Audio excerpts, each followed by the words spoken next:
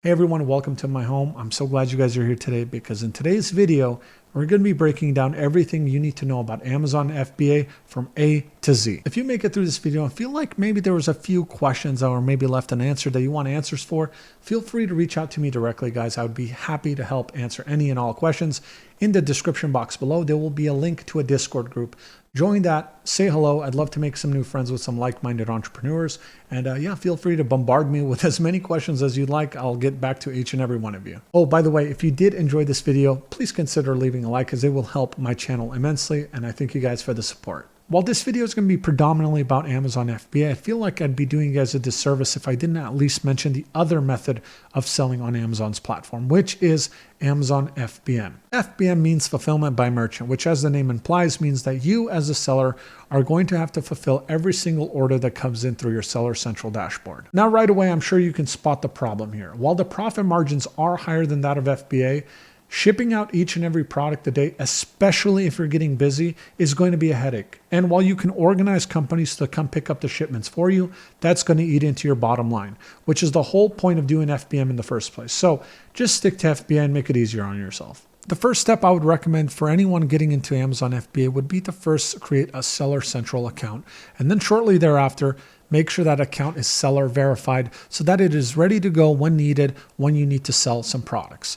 Now, I understand that there are some videos out there that will tell you, hey, buy some product research tools, start doing some research, find some products, get their profit margins, get some samples, talk to suppliers, And while I understand that's a very important aspect of Amazon FBA to understand, it's sort of unnecessary. And the reasoning for that is pretty simple. It is actually a lot more difficult nowadays to get verified on the platform than it used to be. So in my early 20s, when I got verified, all it took was a driver's license and a credit card.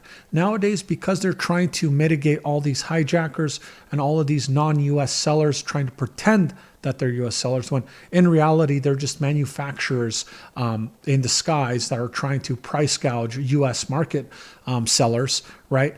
Because they're trying to do that, they made the whole process a lot more difficult. So I would definitely focus on getting an account seller verified before you sit there and spend a bunch of money on different product research tools, or honestly, just spend a lot of time researching in the first place. So I highly recommend getting your account seller verified, then start focusing on getting tools and stuff. Once you've set up your Seller Central account and are awaiting verification, there's one little topic I want to talk about before we move on with product research and tools.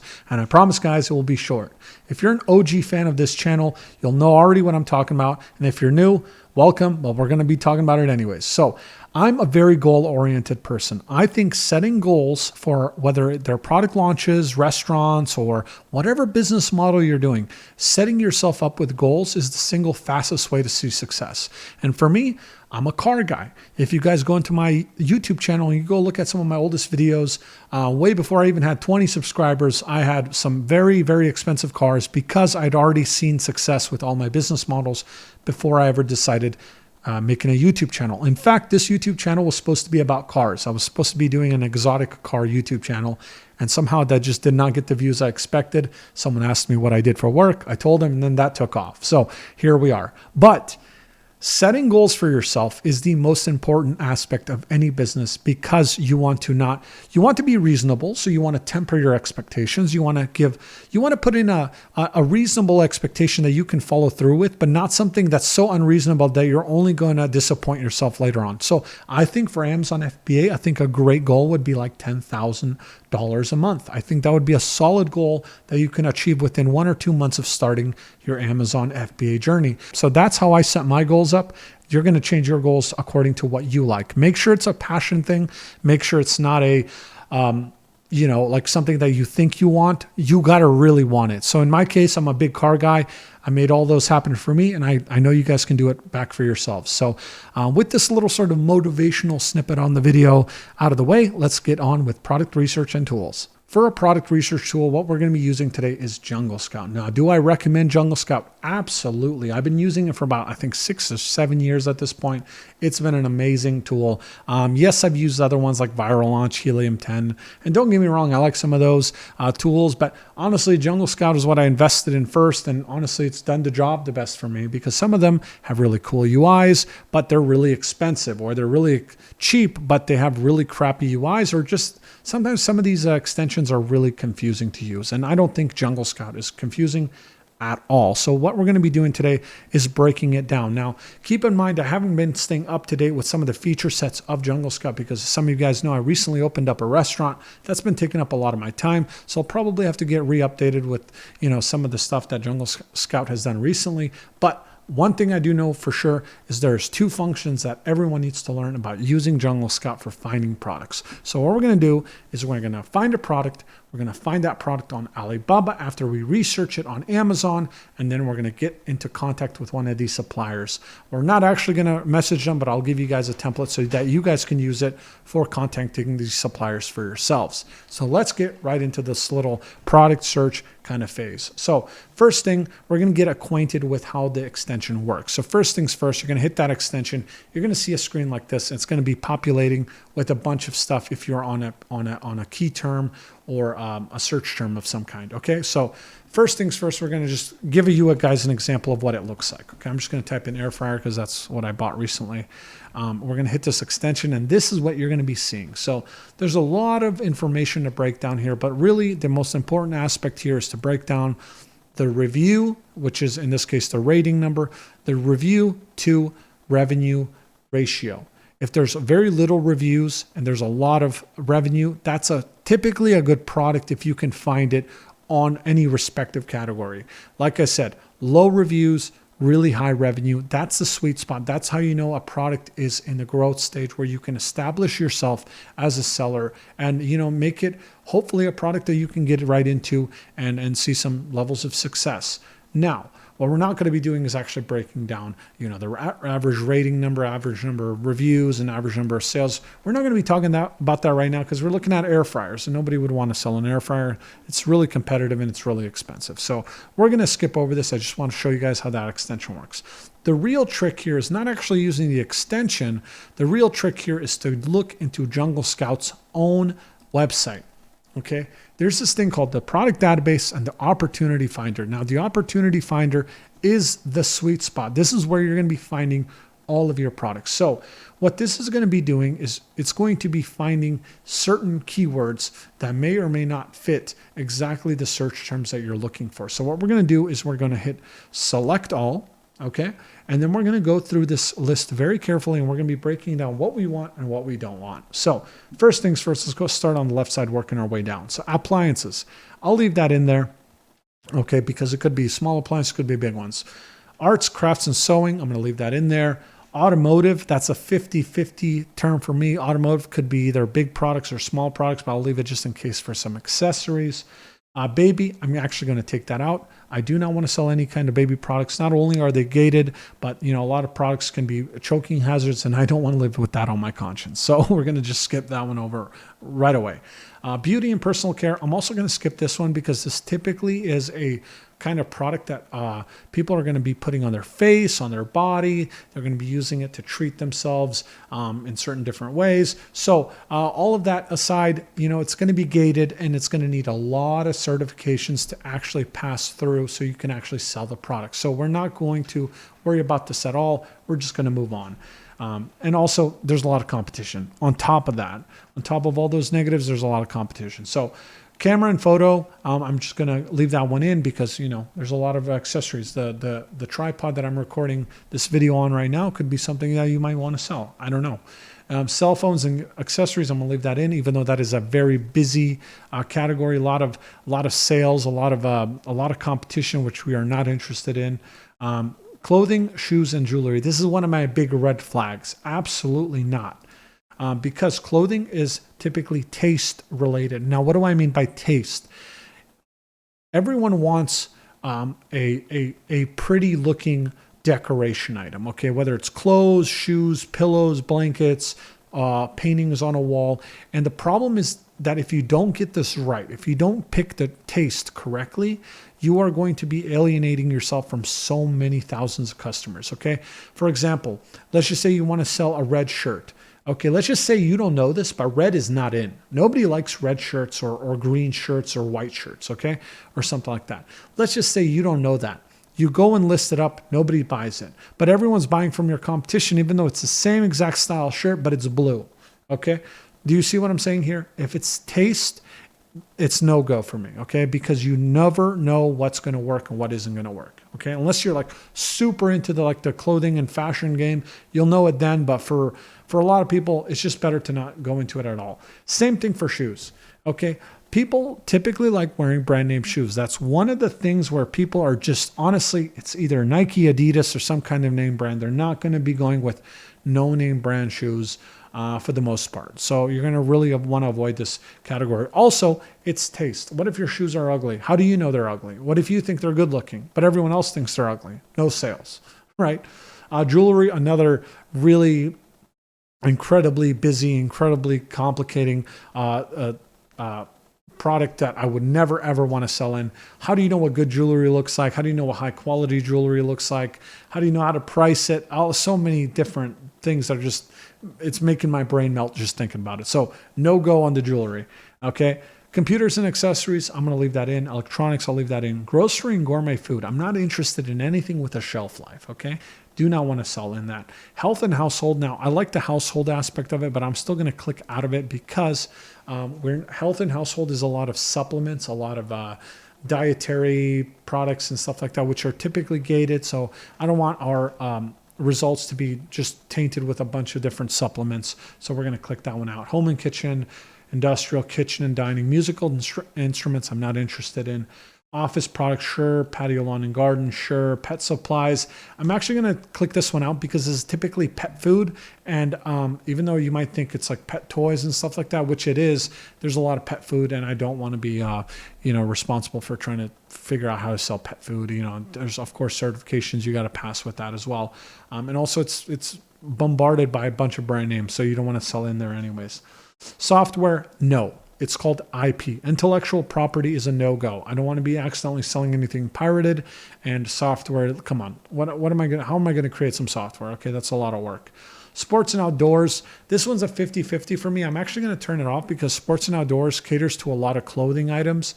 And while there is a lot of sports-related items that you could possibly sell, a lot of it is behind a lot of big name brands. And then when it isn't, it's clothing and stuff like that. So I'm just not going to even bother with it. Tools and home improvement, I'll leave that in there. Toys and games and video games, I'm going to actually take out. There's a lot of big brand names with toys and games. I don't want to deal with that. Video games are a lot software related, and if they're accessories, they're already probably patented and designed specifically. So I'm going to stay out of those and just stick with what I have right now up here. Now, once we look at the top right here, what we're only going to be changing here is one thing, which is the average monthly selling price. Now, keep in mind that the average monthly selling price here, we're going to set it to like $18. Because anything less than $18 and you are messing with a market that you shouldn't probably be a part of. If you're in a market that is selling for products on average like $12, $11, $10, you and every other person who's ever watched an Amazon FBA video on YouTube in the last 6 or 7 years is probably tried their hand at selling really, really cheap items that you can get 300 units of for like $250, okay? And the problem with that is that there's so much competition that it's just like a mosh pit of just people kicking each other down and everyone's drowning, and it's just a crap show, and you should probably just not sell anything in this category and just stay away. So if I were you guys, I would just move up market a little bit, $18 to $45 if I had to guess. This is like the sweet spot. This is what we want to focus on. Ideally over $20, $25 is even better. And what we're looking for is an average monthly selling price. Now, the list of products we are going to get here is not actually products. It's going to be keywords for those products. So I'll show you guys that here shortly. Now, we're not going to worry about niche score and monthly search volume and 30-day search volume trends. We're not going to worry about that for right now. I'll show you guys what to look for. So competition, we're going to put that down to high, and then seasonality, we're going to put that down to a medium. Okay, now typically, realistically speaking, we'll never want to sell something that has a medium or high seasonality, but it's up to us to determine that. These tools are sometimes algorithm based and they sort of miscalculate. So that's why we're not going to go too strict with this. And we're going to leave that exclude top brands option here, and we're going to hit search. Now, what we're going to do and what we're going to see here is a list of a bunch of different keywords. Now, these keywords, if we hit this little Amazon logo right here, what we're not going to find is products. We're going to see a search term with earwax candles. So the list of things you're seeing here on the left is not products, it's search terms. And now, when you go into these search terms, you're going to see numbers that associate themselves with what you're seeing here. So average monthly units sold, average monthly price, average monthly search volume, how much the product is trending upwards or downwards within the last 30 or 90 days. And we're going to be breaking out this all down for you. So first things first, the search term is on the left. Next to that is the category that the product is in, how many monthly units this product sells every month. So this could be a good thing or a bad thing. It really depends on the selling price of the item. If the selling price of the item is pretty high, like it is right here, you're naturally going to get a lot more sales than this product right here, which only has, a quarter of the search, but it has the same selling price. So this would be a much better product to sell if you're looking into stepping into a really high income, higher sales business model. Moving forward, there's the average monthly price. This is a great number. $25 is a really sweet number. I like that. A large monthly search volume, which is pretty good. Low search volume products are sort of negative to me personally. So what I'm going to do here is I'm going to actually, I'll leave it for right now, but basically you want a certain monthly search volume of at least 300, 400, maybe more. If you can get it even higher than that, even better. You want to be in a healthy market, not in a dwindling market where there's only a few sellers making a lot of money. So you're going to definitely want to push yourself up market for this. And what we're looking at here after this is monthly search volume. After that, we're going to see that 30-day search trend. Now, this is very sort of crucial. You don't have to pay attention too much to this, but the problem is you do not want to be seeing a downward trend in the last 90 days because this means that the product is seasonal, even though it says it's not. So in this case, this hefty vacuum storage bags, it says it's medium seasonality, although I don't see how garbage bags are seasonal at all. I think garbage bags are going to be used year round. So you can see that it's moved very little, 6% here, up 2% here, yet it says it's a medium seasonality product. Doesn't make any sense to me. Whereas this one right here, Smart TV Stick, is a super low seasonality product, but it has a huge search term difference of 23 to 94%. Now, the reason why I'm assuming that Smart TV Sticks went up 94% in the last 3 months is because it was Christmas, and this was probably a very big gift for a lot of people, these Smart TV Sticks.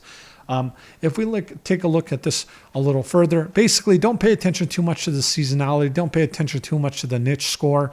It's just an arbitrary number that sort of tells you what shows you sort of what you want to see. What we're looking for here is on the left side, we're looking for a search term that can be sold year round, that has decent number of monthly units sold, has a decent selling price, has a decent monthly search volume, and doesn't move too much on the trend, on the search trends up or down. And then it has very low competition or low competition. Although, like I said, this is not even accurate half the time, which is one of the drawbacks of a lot of these tools. They're just typically not right all the time. But that's why you go into the Junglescout extension and you verify these findings for yourself. Moving down, what we're going to be doing is just searching up some of these products here. So a grinder for cannabis. This may or may not be a product that gets banned because technically this is not legal and it's not federally legal. It's legal in a few states like where I live in, but it's maybe not legal in some other states. So I wouldn't even bother selling this kind of stuff. Lidded storage bins. Okay, now this product looks pretty okay, but we can take a look at this a little bit later here. What are we seeing here? So I'm looking for products that may or may not be something I want to sell. This black grinder doesn't really have very many monthly units sold, so I'm going to ignore this product. Also, it's very volatile. You can see it goes down and it goes up significantly here. I don't like that either. Let's keep looking. Chrome spray paint. I'm not looking into selling masks or mini blinds. Those are big. Puzzle frames, not interested. Light bulb storage. As you can tell here, light bulb storage, 1,500 monthly units sold, which is pretty decent, but it's a pretty low selling price at $18. I'm not interested in that.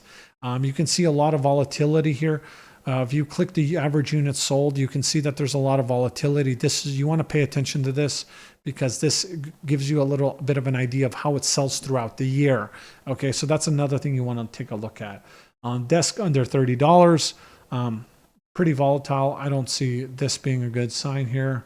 We're going to keep looking down the list. Now, we're just going to start just taking a notice to a few things here. A corner shower rack. Let's take a look at this. How does it do sales wise? It's actually pretty consistent. So this is sort of what you want to see. You want to see a lot of consistency in the sales year round. It has pretty good monthly sales. It has a pretty decent high selling rate. It's pretty low on trend. So what we're going to do is we're going to look at this product. We're going to hit our middle mouse button. We're going to open it up in a new tab. We'll take a look at this here shortly. So we're going to put this away and we're going to keep looking. So this is what guys are going to want to do as you go through this list. Here, you're going to just want to make notes of certain things that you're seeing. So what we're looking for is high number of monthly units sold, a pretty high monthly selling price, and not a lot of movement on the trends here. Let's keep looking down. Manifestation journal for women. For example, here, you'll see that it only sells 1,000 units a month, but it has a pretty low trending like basically it's being irrelevant here. It's going down in relevancy. And we can confirm this by clicking on the unit itself. And actually, you know what? Funny enough, this looks like a little bit of a red flag. I don't know if this matching every single month is a good thing. So I'm just going to ignore this product because this might just be some glitch. So like I said, take this with a grain of salt. Whenever you see this kind of information, if it looks weird, it probably is a glitch of some kind. Maybe there's not enough data, so it's just copying itself over and over again. So what we're going to do is we're going to keep looking. Pillow inserts. Typically products with like certain measurements like this right here, you'll see 14 to 36. This is not a good product to sell because like I said, it might not be taste, but whenever products have certain dimensions, you're alienating a lot of your customer base if you have to stick to very specific measurements. So I would stay away from stuff like this. Another great example, pillowcase 18 by 18. What if you have a 20 by 15 pillow? What do you do then? Nothing, you're stuck. Right? You got to then find a way to offer a different size pillowcase. The next thing you know, you're selling 15 different pillowcases just to make $30,000, $40,000 a month. And that's not exactly a good thing. Let's keep looking. Ceramic grinder, funky pillows, therapy journal. Not a lot of sales on this one. Sound activated light. This one's pretty decent, but it is electronic. A lot of volatility here, although it's really relevant recently, probably because the nights are now. Why is sound activated light with 142% search trend right now? Because during the winter months, it gets darker a lot sooner. So people are probably looking for lights if I had to guess. Okay, so let's keep moving. Gene organizer. Okay, so this one's on a huge upward trend. Okay, so I'm gonna look at this one here because this is on a huge upward trend here, 700% quarterly, which means that whatever is going on here, it's really just a growing product. Although it did spike here, but hey, overall, I think it's still pretty good. It probably sold a lot here because it was probably like a bunch of gifts. But I'm still going to take a look at this product here. So let's open this product. So we have our corner shower rack and we have our gene organizer. So let's take a look at these two products and then see if we can find something on Alibaba that would cater to this that we might want to sell. So first things first, a corner shower rack. Let's hit that Junglescout extension. Let's start breaking down the information as we see it here. Right away, I'm seeing a little bit of a red flag, which is the fact that the review numbers, the average is pretty freaking high. So what we're going to do is we're going to see if we can push our way into this market share a little bit by setting the rating number low to high. And let's see if we can get any decent number of revenue with some lower review numbers. And so far, I'm not seeing very many winners here. Okay. This is a corner. What is this? A corner shower caddy extension pole. Okay, so this one is a pretty interesting product. If you can maybe find something similar to this, although this looks like sort of maybe a brand name of some kind. So this is what I would call an outlier. This is not something you would realistically want to sell. Also, what I'm noticing here is there's a lot of volatility with the pricing. There's a lot of like $15 products and $30 products and $12 products and $30, $45 products. That's not really a good sign. That means this keyword is too broad, and it's really maybe twisting some of the reviews and some of the sales numbers here, making it look a little bit better than it actually is, because it is mixing in a lot of very low profit products with a lot of high profit products. Like for example, this product here has supposedly $3.50 worth of profit, but this one here has $25 of profit. That's not exactly something you want to see when you go through this list. And also another little red flag is there's a very little success among the people that just started. Okay, and this is not a telltale sign of good or bad products, but typically if you go through the first, like let's say 0 to 20 reviews, and you're seeing very little, growth here. I mean, don't get me wrong, this is pretty decent sales, $11,000. This is pretty decent, $11,000. This one's $20,000 with 15 reviews.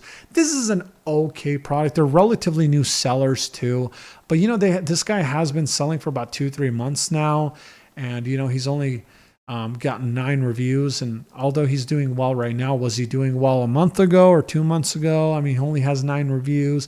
I don't know. Also, his reviews are pretty good, which means that there's a lot of competition here, which means that you basically have to sell a perfect product in order to compete with these guys. So I'm going to put this product on the back burner because I want to make sure that I have somewhere to improve.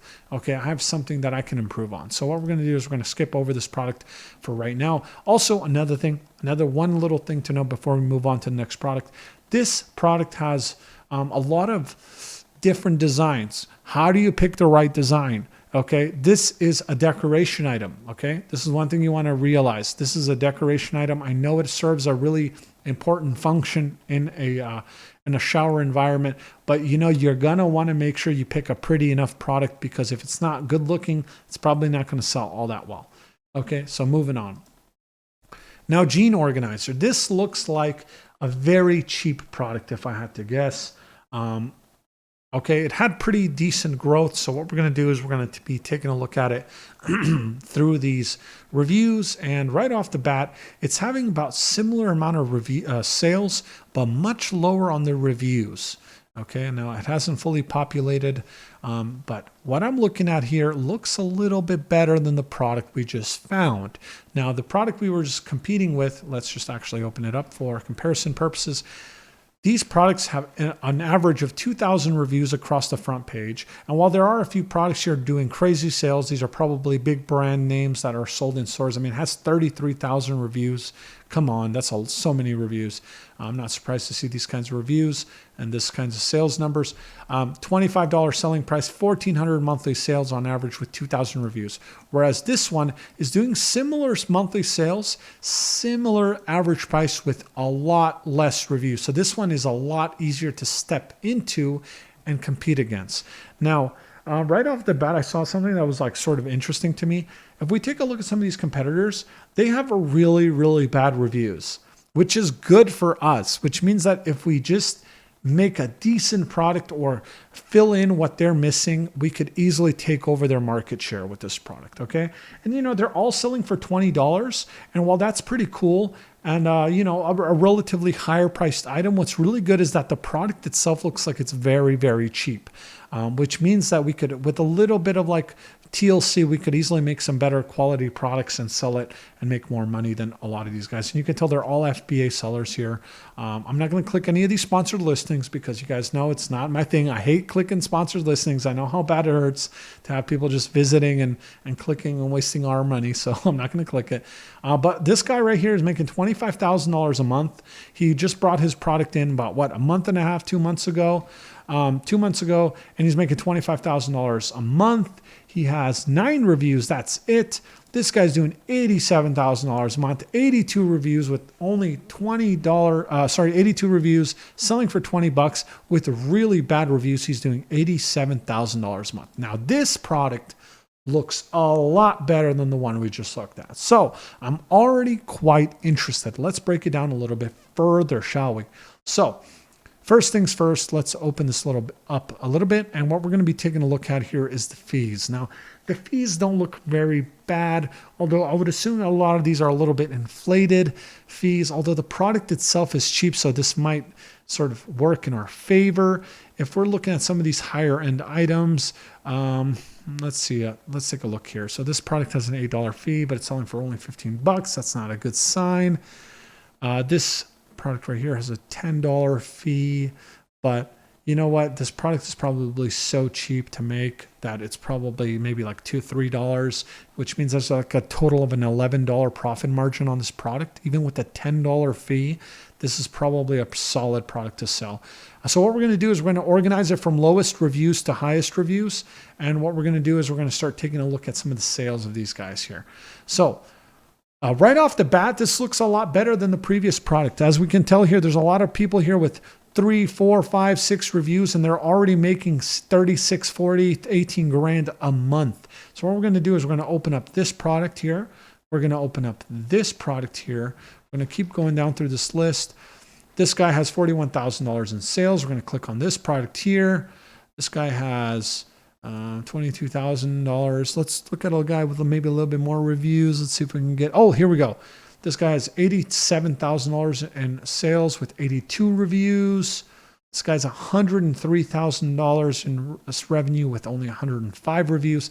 And if we take a look here, we'll notice a trend that a lot of these guys have pretty bad reviews. Okay, this guy has pretty decent reviews, pretty decent, okay, kind of reviews, pretty bad reviews, and then pretty bad reviews. Okay, so let's take a look. Let's analyze. So I'm already interested. I'm seeing sales that I like. I'm seeing the fact that a lot of these people are brand new to market, which means that if I step in, I can take market share. The problem is when you see a lot of people here with a lot of reviews and a lot of grandfathered products, which basically means just really old products. They've been here since 2015. It's just really hard to compete. They own the market. So when I see a category such as this one, where they're doing pretty well for themselves, and a lot of them have been listed in 2021, and even better, really, really recently, I might want to take a little bit of an interest in this product here. So pretty good sales, pretty good reviews. Looks like it has a pretty decent profit margin. Like this one right here only has $6 in fees. This product itself probably is like, $2 maybe tops. That's $7. This guy's making like a $14 profit on this product. At least, maybe without maybe another shipping, maybe like $13, $12 in profit, which leaves you a lot of room for margin, which is really, really good. So let's break it down a little bit further. What are these people doing wrong? Oh my goodness, I can see already so many bad listing things here with these products. So first of all, look at the quality of these photos. I mean, this is god awful. These are terrible quality photos. Okay. You know what? If I had to guess, these are stolen photos. If I had to guess, these are either stolen photos or just really, really old photos. Okay. Looking at some of these photos. Yeah, these look like stolen photos. So this looks like maybe a new listing that was maybe like hijacked or copied, or maybe just a guy just really, really, okay. So he's brand registered. Okay. So no, he just has really bad photos.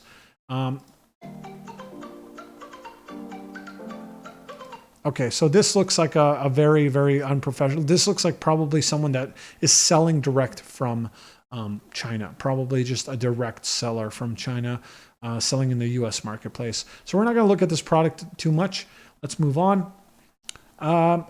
Extra large 7 compartment. Okay, first things first, what we're going to do is we're going to analyze the photos, and we're going to analyze the titles, and we're going to analyze the bullet points. What are they doing wrong? Can you improve on it? Can you improve on the product itself?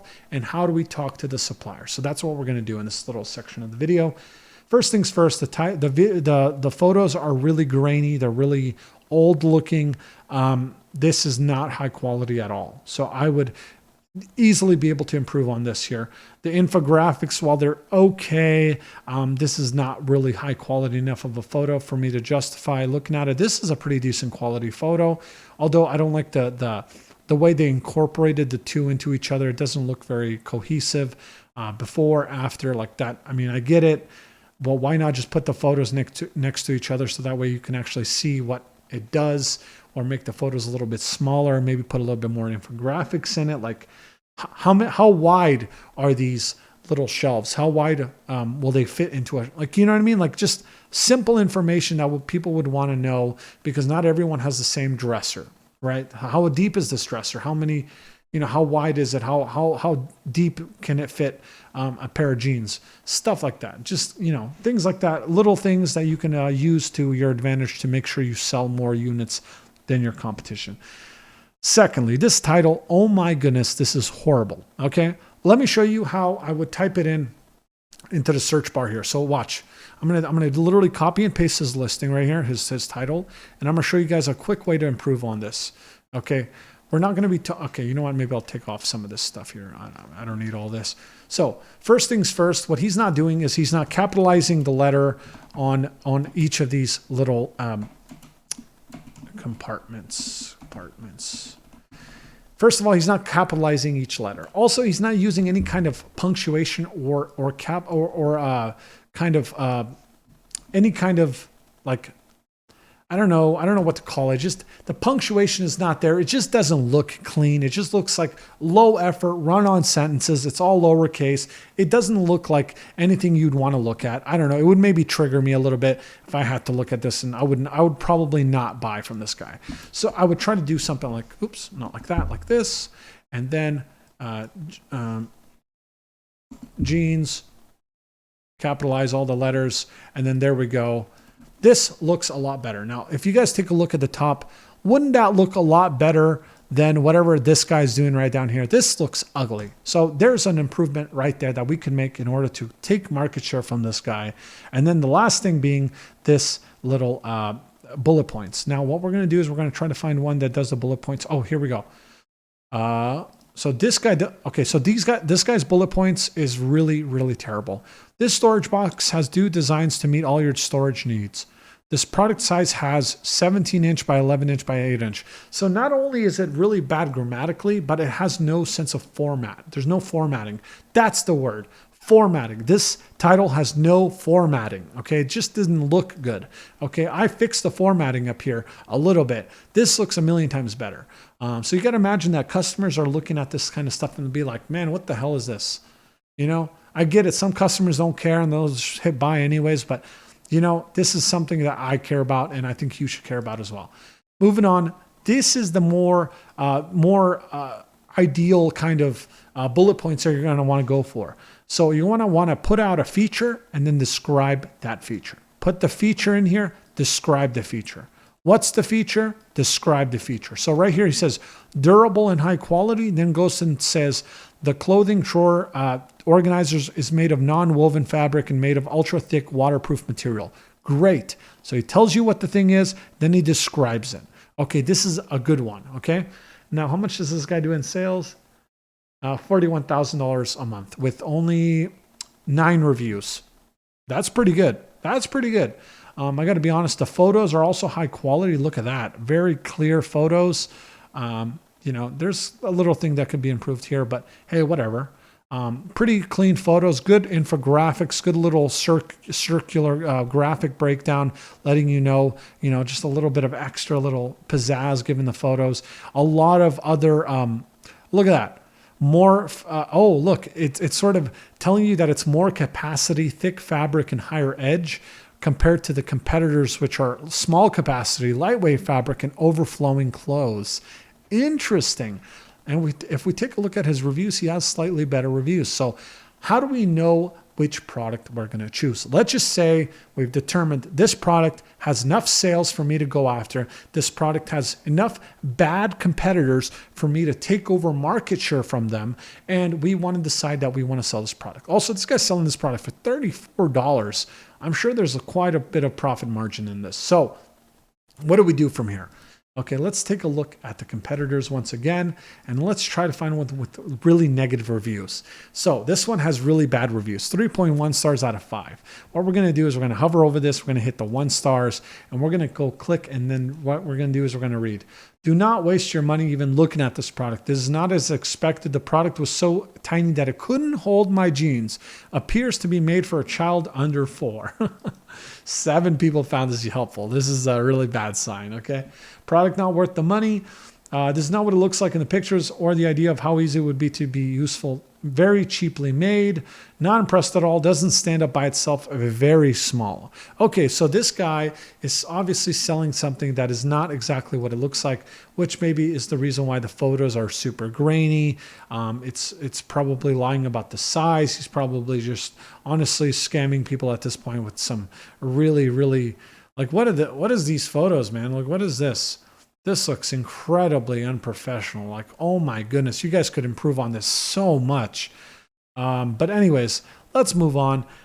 Basically, we have something to improve on from this guy. Now we want to start finding the products that this guy is selling. How do we talk to Alibaba suppliers? We want to get some samples. We want to maybe buy a product or two from one of these guys. Cross-examine these guys' products with some samples we're going to be getting in the mail. So at this point, we've determined this is a product we might want to sell. So at first, we've noticed that the competition is pretty bad. There's a lot of improvements to be made. We've looked at what the negatives are of our competitors' products, and we want to now manipulate all of those in our favor to make the best product that we can so that we can make $50,000 our first month selling on Amazon. So let's get right into it. We're now on Alibaba.com. What we're going to do is we're going to go in here and we're going to type in clothes organizer. Okay, clothes organizer. We're going to hit enter. Now what we're going to do is we're going to go through a little list here. Or what the heck happened here? Let's just click that again. Maybe we'll search this time. All right, here we go. So now we're looking through Alibaba right now. We're going to be looking through this list and we're going to be trying to find some sellers. And we're going to show you guys what we're going to be looking for in order to find a good supplier. Now, first things first, you're going to want to make sure you have trade assurance checked on. Honestly, just do it. It makes the whole process a lot easier. And what we're going to do is we're going to start looking through these suppliers and we're going to start making note of a few things that you're going to be reading here. Don't pay attention too much to the titles. What we're looking at here is the MOQ. If you see it on the page, that's a good sign. That tells you how many units they want minimum sold. And now this product, I'm already not interested in this product, but they want 3,000 pieces as a minimum order quantity. That means $6.45 times 3,000 units. That is 18,000 something dollars. That probably doesn't include custom changes of any kind. That probably maybe doesn't even include shipping. That is a scary cost. So we're even going to just skip right over this, okay? Right here, we're going to be looking at some other stuff. What we're looking for is clothes organizers. Here we go. We found something that looks similar to the products that we've found previously, which is these little products right here. So we want to compete with these guys. We want to sell exactly what they're selling, although at a slightly higher quality. And we're going to improve on the photos. We're going to improve on the listing. We're going to improve on the bullet points. And we want to take market share from them by getting 4.5, 5 stars while they're stuck on their 3.1 stars with 15 reviews. So what we're going to do is we're going to take a look at some of these listings. Now, there's a few things I want you guys to take a note of when you guys are looking through these supplier listings. First thing, like I said earlier, we are not looking at the title really per se. What we're looking at is the MOQ. So in this case, this one wants 100 pieces for $2.2, which is a pretty decent price. It's actually in line with what I thought. This one has pretty good reviews, 4.7 stars. The product quality is 5 stars, which is the most important. When you hover over this, you always want product quality to be the best rated thing on here. You don't want the product quality to be a 4.6 while the supplier service and on time is a 5.0. That doesn't matter how quick their product gets there. If the product quality is not a 5-star, it's not something I'd be interested in. Also, it's a 1 diamond supplier, which is not bad, but ideally I'd want at least a 2 or a 3 like this guy right here. So this guy might be something I'm more interested in. Also says sample available. What you see here is not always an exact, it's not always an exact thing. Like just because it's featured on here does not mean they always have it. It's just it's more likely that they have it. So they've been in business for 3 years, which is a good sign. They have a 3 diamond supplier. They have an annual export of over $9 million, which is pretty good. Company industry experience, 17 years, although that doesn't really mean much to me. they have pretty decent reviews, although it's only one review. It shouldn't really matter. That's what samples are for. The minimum order quantity is 2 pieces for 85 cents. So it is cheaper than this product, although this product looks a lot more sturdy. So like I said, what you're going to want to do is you're going to want to order from this guy. You're going to want to order from this guy. You're going to want to order from this guy. Maybe not all 3 of them, but pick the best one that you're going to want to compete with, and then order the sample from these companies right here. Take the products into your 2 hands, look at them, organize, like just overall, just analyze the products you're looking at, and then take those products and then make your decision from there. Okay, so let's just say I've decided on this guy right here, this guy right here, and this guy right here. Okay, I'm not really looking at anything here. How do we contact these people? How do we talk to them? How do we let them know our intentions? Do we just hit contact supplier here? Just click this, log in. Obviously, you'd want to create an account. Do we just hit contact supplier here and go, hey, yo, you got any products for sale? No, we're not going to do that. We're going to bombard as many of these suppliers as we can with a message. And that message you're going to see on the screen is this right here. Now, what I'm going to do is I'm going to show you guys this little message. If you want access to this, there's going to be a link in the description box below. It's going to be a Google link. You can download it. You guys can use this for yourselves and stay in contact with some of these suppliers. Now, do you want to only reach out to one supplier? No, you're going to want to reach out to at least 4, 5, 6 different suppliers. So that way, when you send them all the same message, you will tomorrow have a bunch of emails that are answering a bunch of questions for you, because it's important that you're not asking these suppliers one question at a time, because you're typically going to be on opposing sleep schedules, which means that you're going to probably get one message out a day. That means asking 6 questions will take you 6 days. And that is if they're replying every day to you. Sometimes these people do not reply very often. So, you're going to have to sort of take that as you will. So I'm going to read out this message to you guys. Like I said, remember the link is in the description box below if you want to have access to it. Hello, I'm a buyer's agent with whatever your company name is. You don't actually have to have a company name, believe it or not. You can just put a company name here that you are planning to file an LLC for. And honestly, it doesn't matter. It's just to make legitimize the email a little bit. And we are interested in placing an order for some samples and products. We are located in the US and we're looking to expand our product range. We had a few questions for you. Okay. Are you able to DHL Express any samples over to my location? So either you'd put your zip code or your city or whatever. What is the cost per unit shipped via DHL? Now you're probably wondering why I wrote this. Okay, the reason why you want to do this is because sometimes they'll tell you like a super basic number on the sample cost. Like let's say they'll say it's $150 for the samples. You're like, well, I mean, why is it so expensive? It's because they're typically sending a bunch of units as samples. So you want to know what the unit is per sample. So that way you can tell them, hey, I don't need 14 samples. I need 3 samples. Okay. And what is the unit shipped cost? So they'll say, okay, it's $45 instead of $150. Not every supplier will do this or even understand this question. So make sure to at least sort of clarify it if they do ask what it is. What is the cost for sea shipping to my location for your MOQ? MOQ means minimum order quantity. I sort of broke it down earlier. You'll see it here on the little list right here, the minimum order. You'll see it also down here. It says MOQ, 100 pieces. And then how long for manufacturing once we place the order. This basically gives you a quick little update on how long it should take for your product to eventually get over to where you are. I recommend shipping to your home because you're never sure of your first shipment if it's going to all arrive in one piece. So you want to just have it at your house so you could sort of monitor it and also help save on storage fees if you're not going to be moving all 500 units or 1,000 units right away. You're going to want to maybe ship in 200 units, leave 800 at your house, see how those first 200 units move. And if they're doing well, ship the rest of the units to your Amazon FBA facilities. And you do what you're trying to do, which is sell units. Product questions. Are you able to make any changes to the item, such as logos or small design changes? This is very important. This is what takes the product from a regular, normal product to what's called a white label product, or a private label, as some people know. Basically, you're going to want to be able to make some changes, maybe throw in a logo. Now, with this product in particular, I don't really think it's important that you get a logo made. Just make sure the quality is solid. Do you offer any extra items that I can bundle with this product? Now, this is typically something that you're going to want to ask just as an extra. So in this case, a bundle item might be something like over here that you guys are seeing with this little tiny, little extra little bundle, maybe for shirts. Okay, this little thing over here. That might be a thing that there might be bundling over with the product. Are there any future updates to this line of products? You know, hey, don't give me the old stuff, give me the new stuff. You know, feel free to ask. Price and payment questions. Now, this is where you want to make sure you get some good answers.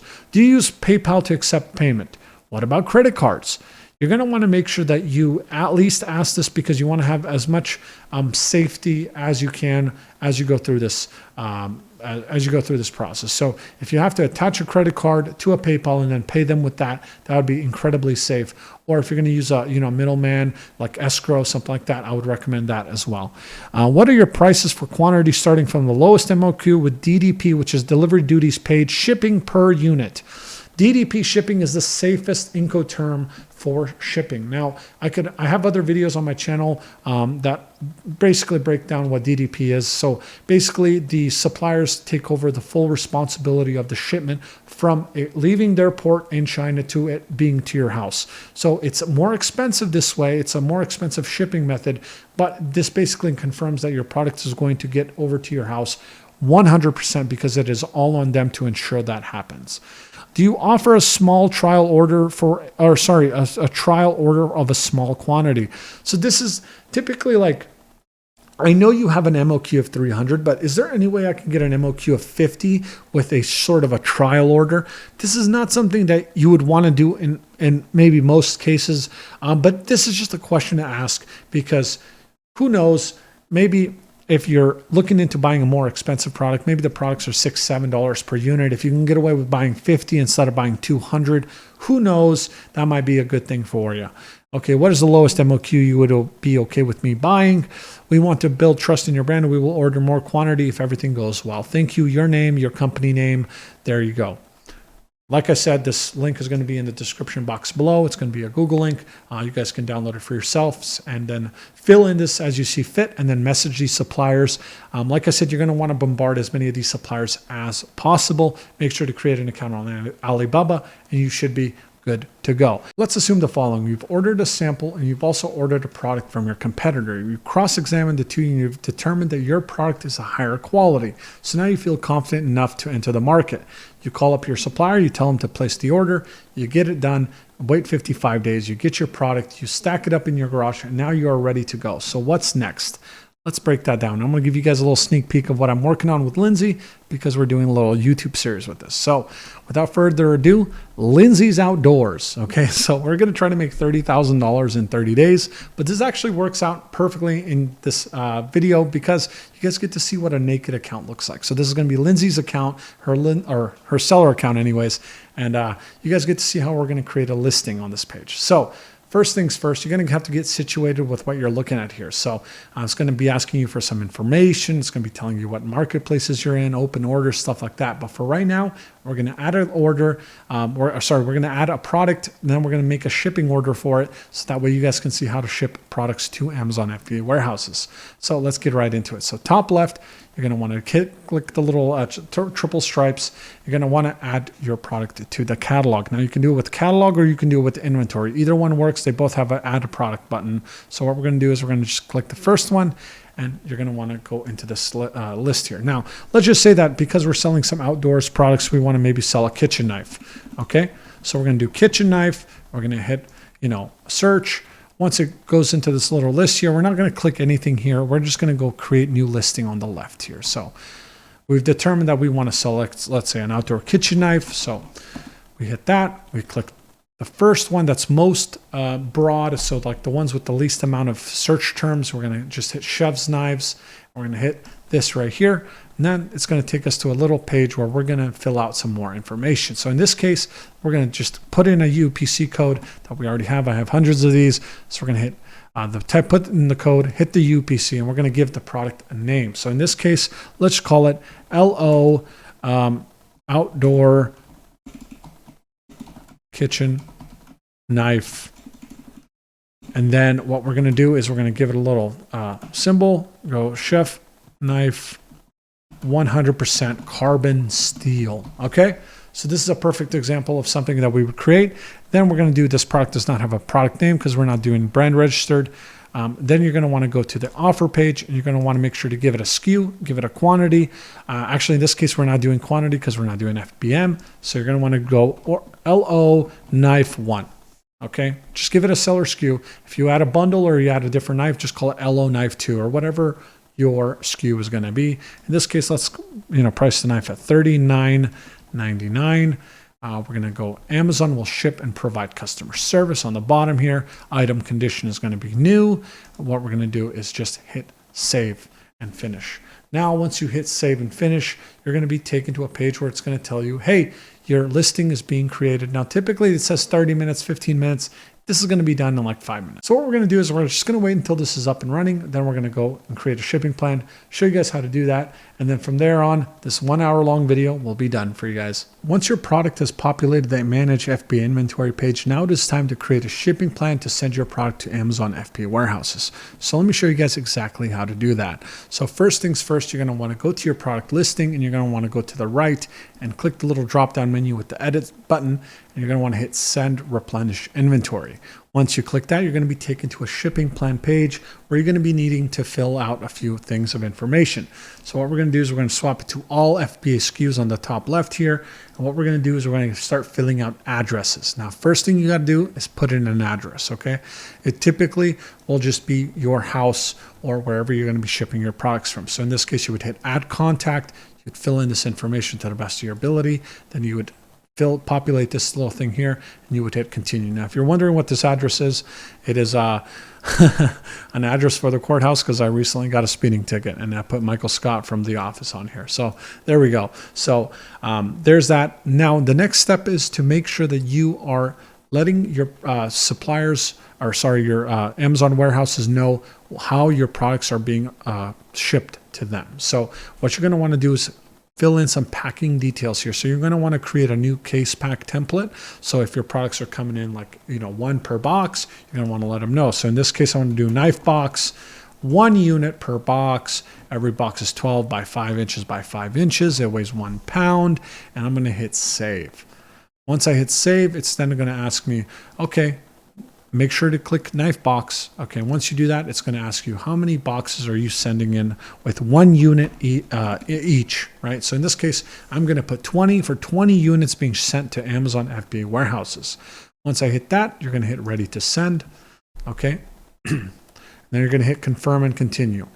Now it's going to generate a date and a time of when you want to send your Amazon shipment to Amazon FBA warehouses. So in this case, we're going to be looking on the left here. It's going to give us a little date range. I would say let's go ship it on the 30th. Okay, so let's just ship it on the 30th. We can do a small parcel delivery, or you can do less than a truckload for $109. Let's just do small parcel delivery because it's a little cheaper. Normally, large LTLs are always cheaper for me because I'm shipping a lot of units out. But in this case, let's just do $78. And what we're going to do is we're going to just hit down and say accept charges and confirm shipping. I'm not worried about it. You can cancel these all the time. So I'm going to do that. Once it confirms the $78 charge, it's then going to ask you if you want to print out the box labels, which is going to be right here. So it's going to give you a little print button once this confirms. There we go. So you can just print out these little things on an 8 by 5.5 US letter and then affix it to the products that you're going to be sending out to Amazon FBA warehouses. Once you're there, you're going to hit the tracking details, and you're going to want to make sure that you organize a way to get your products sent to Amazon FBA warehouses. This does not mean that they're going to come to your house and pick up the package. You got to organize that yourself. Secondly, moving on. Once you're done with this, you are now ready to watch your Amazon FBA page slowly populate. So you're going to want to go into this little page again, and you'll see inbound. It'll say maybe like 17, 15, depending on how many they've scanned in. And then it will say available 20 when it needs to be 20. It might be 6 at first, then 12, then 14, then 18, then finally 20. Or if they lost the unit, it might just say 19. So that's just something you guys got to be aware of as you go through this process. Hopefully this cleared it up, because we went from finding a product to finding a supplier, to messaging the supplier, to then going back on Amazon, to creating the listing, to then creating the shipping plan, and now you are ready to sell on Amazon's platform.